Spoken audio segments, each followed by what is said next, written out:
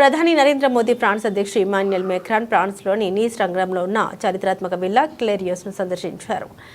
ఈ సందర్భంగా ఇద్దరు నేతలు తేలికపాటి సంభాషణలో మునిగిపోయారు. విల్లాను కలియ తిరుగుతూ ఆత్మీయంగా మాట్లాడుకున్నారు. అంతకుముందు నీస్లో జరిగిన భారత్ ఇన్నోవేట్స్ కార్యక్రమాన్ని మోదీ మేక్రాన్ సంయుక్తంగా ప్రారంభించారు.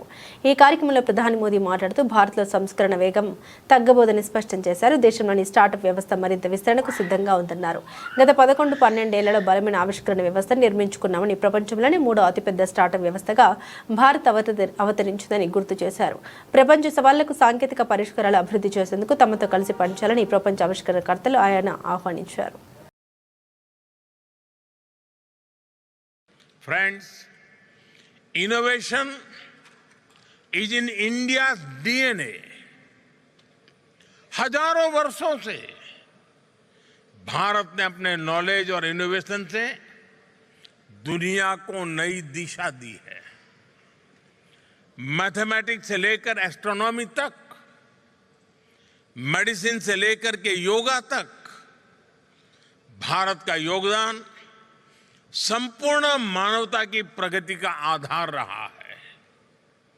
आज हमने इसी विरासत को नई गति और नई दिशा दी है.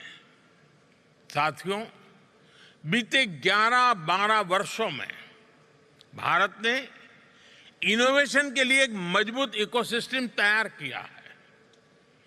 पेटेंट फाइलिंग से लेकर इंक्यूबेशन नेटवर्क्स तक, स्टार्टअप इंडिया से लेकर पॉलिसी सपोर्ट तक, ये पूरी जर्नी एक मिशन मोड में आगे बढ़ी है. आज भारत दुनिया का तीसरा सबसे बड़ा स्टार्टअप इकोसिस्टम है.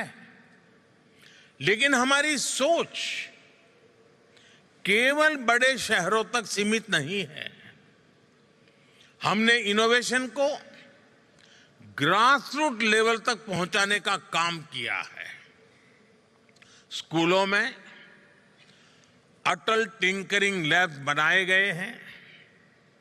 युवाओं को हैकेथॉन्स और इनोवेशन चैलेंजेस से जोड़ा जा रहा है.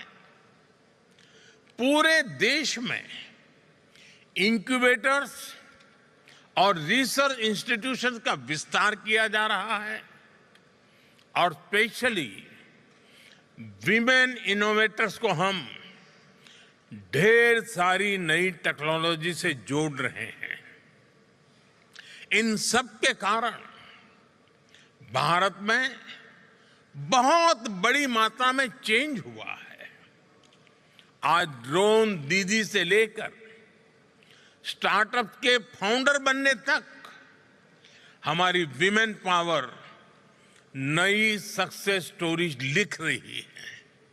साथियों, नौजवानों की इसी एनर्जी को और आगे बढ़ाने के लिए भारत के डिफेंस सेक्टर को भी इनोवेशन के लिए खोला गया है. आज डिफेंस और स्पेस, इससे जुड़े सैकड़ों स्टार्टअप्स भारत में बहुत शानदार काम कर रहे हैं. और हाल ही में भारत ने न्यूक्लियर एनर्जी सेक्टर में भी महत्वपूर्ण रिफॉर्म्स किए हैं. इससे क्लीन एनर्जी, एडवांस रिएक्टर्स और फ्रंटियर रिसर्च के क्षेत्र में नई संभावनाएं बनने जा रही है. यह रिफॉर्म्स की एक्सप्रेस रुकेगी नहीं, लगातार चलती रहेगी. और भारत से निकलने वाले स्टार्टअप की संख्या भी कई गुना बढ़ती रहेंगी.